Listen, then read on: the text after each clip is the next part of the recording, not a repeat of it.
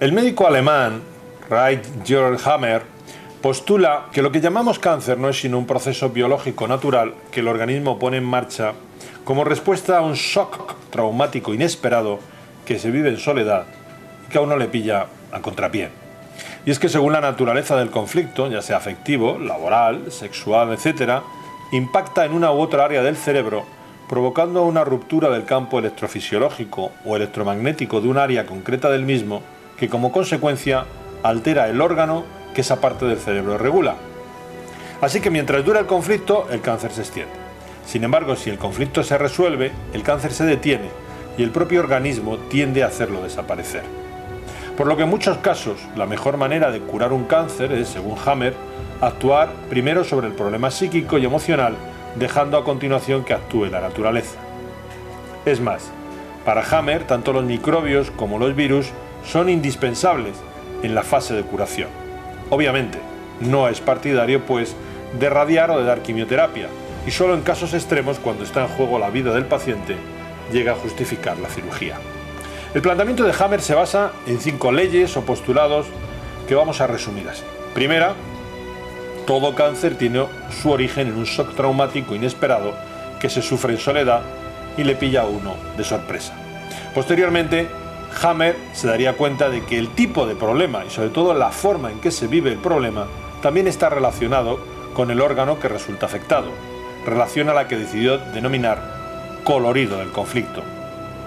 Y que el conflicto psicológico impacta gravemente al cerebro lo demuestra que si se hace un escáner al paciente, este aparece reflejado en el cerebro en forma de diana. Ahora bien, Hammer encontraría personas que aseguraban haber vivido un conflicto e incluso estar viviéndolo en ese momento, comprobar que el escáner lo reflejaba y sin embargo no lo somatizaba. Y por el contrario, personas que relataban haber vivido hacía tiempo un conflicto, haberlo superado, no haber tenido problema alguno durante esa fase y justo tras resolverlo aparecer el cáncer. Un aparente contrasentido que conciliaría con una segunda ley, a la que llamó ley del carácter bifásico de la enfermedad, según la cual toda enfermedad sigue una evolución bifásica cuando el conflicto biológico que le dio origen ha sido resuelto. Más conocida como ley de la simpacotonía y vagotonía, viene a decir que a todo shock traumático inesperado le sigue siempre una fase de simpacotonía o fase activa del conflicto y otra de vagotonía o fase resolutiva o curativa del mismo.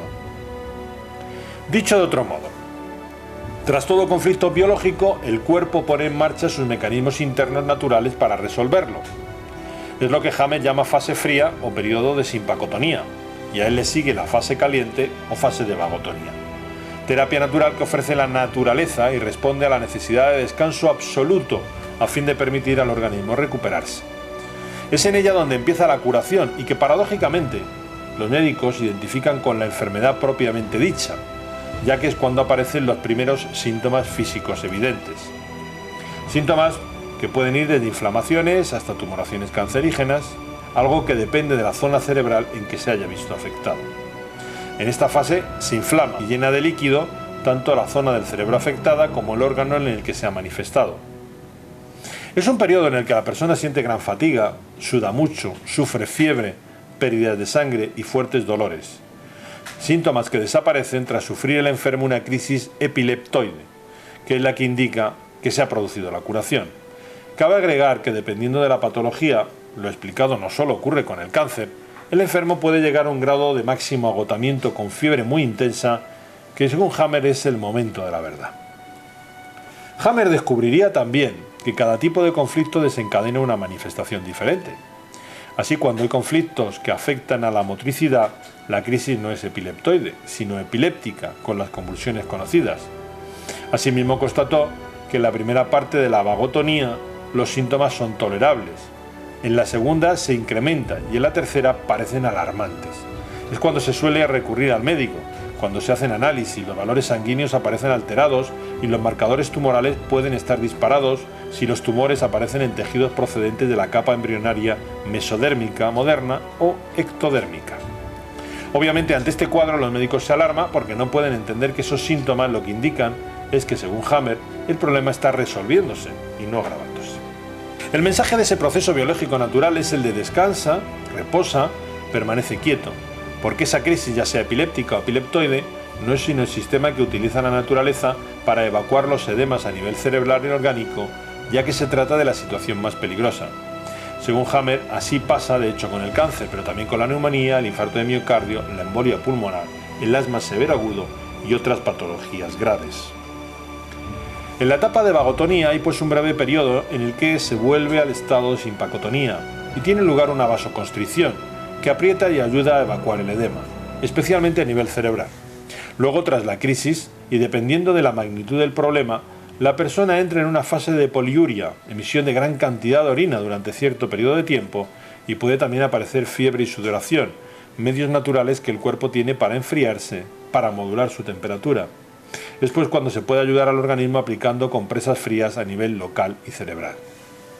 La tercera ley se conoce como ley del sistema ontogénico de los tumores y enfermedades afines.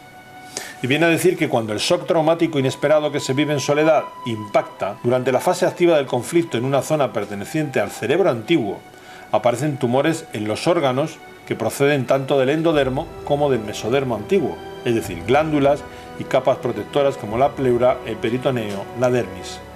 Mientras que si impacta en una zona del cerebro moderno, lo que se produce son necrosis u ulceraciones en los órganos relacionados con el mesodermo moderno y el ectodermo: huesos, ganglios, piel, tubos excretores de las diversas glándulas, bronquios, conductos biliares y pancreáticos, píloro, curvatura menor del estómago, entre otros.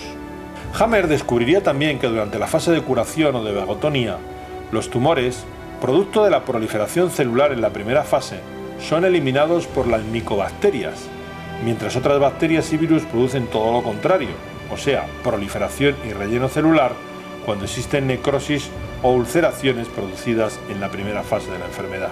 De ahí que Hammer asegure que los llamados carcinomas y sarcomas son en realidad fases del proceso curativo del organismo, siendo ese programa biológico natural de sanación, paradójicamente, lo que los oncólogos, en su ignorancia, combaten.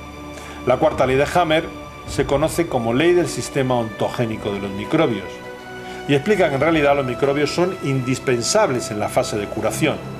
Según él, los hongos y ciertas bacterias y micobacterias tienen como función principal eliminar los tumores producidos durante la fase activa, mientras otras bacterias y algunos virus ayudan a restaurar las necrosis o ulceraciones. Y por tanto, para Hammer, sería una barbaridad combatirlos. Los virus, por ejemplo, transportan las proteínas y sustancias nutritivas que el organismo utiliza para rellenar las úlceras. Lo que explica, por ejemplo, que solo contraigan una enfermedad viral las personas que llegan a una fase de resolución, a una etapa de vagotonía, y que nunca haya infección por virus o microorganismo alguno en la fase de simpacotonía. En suma, según Hammer, los microbios ayudan a hacer desaparecer los tumores y a reconstruir los tejidos cuando hay úlceras o necrosis. Son pues aliados, no enemigos a combatir. Cabe añadir que tras las crisis epileptoides o de curación, el cerebro conserva aún algo de edema residual con un sentido biológico muy profundo, especialmente en los casos donde aparecen tumores, porque va a permitir que se evacúe o se enquiste la tumoración. Es decir, dependiendo de la hoja embrionaria donde esté asentado el tumor, este puede desprenderse y ser evacuado o enquistarse quedando bien delimitado. Ahora bien, según Hammer, hay personas que pueden morir en esta fase, posibilidad que depende de la gravedad y del órgano lesionado. Por eso es importante conocer el momento en que se produjo el shock traumático y cuándo comienza la resolución del conflicto. Es el caso, por ejemplo, del infarto de miocardio, que se corresponde a una enfermedad no cancerosa, tal como la entendemos convencionalmente, porque si el conflicto del territorio ha durado más de 9 meses, puede llegar a ser mortal. De ahí que sea tan importante actuar con cautela ante estas situaciones. Agregaremos que en la crisis de curación el enfermo se encuentra muy fatigado. Es una fase exudativa en la que el organismo limpia o expulsa lo que necesita. Y como el cuerpo requiere mucha energía para terminar de reparar y limpiar la zona dañada, se impone un descanso, que es la fase de vagotonía, imprescindible. Es una fase en la que el paciente debe estar bien cuidado porque se halla muy sensible y receptivo, siendo por ello muy vulnerable a caer en otro conflicto biológico. Además, durante la misma puede sufrir mucho dolor. Se trata pues de una fase en la que el paciente debe entender bien qué es lo que le está pasando, que es un proceso natural, curativo y debe ser paciente. Suele durar entre un mes y un mes y medio. La quinta y última ley biológica postulada por Hammer es la ley denominada ley de la quinta esencia o de comprensión del sentido de la enfermedad.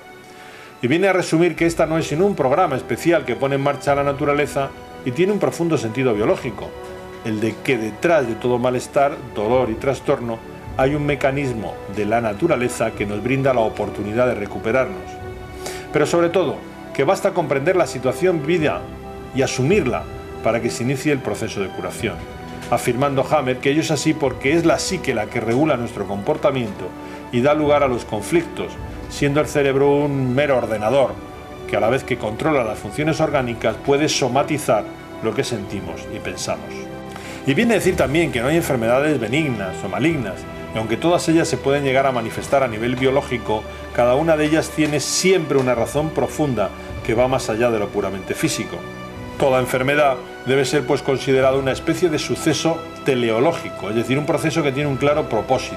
Por eso, cuando una persona logra solucionar plenamente el conflicto que le ha provocado su malestar, el problema de salud que padece termina resolviéndose. Y si no lo logra, la sanación no se consigue.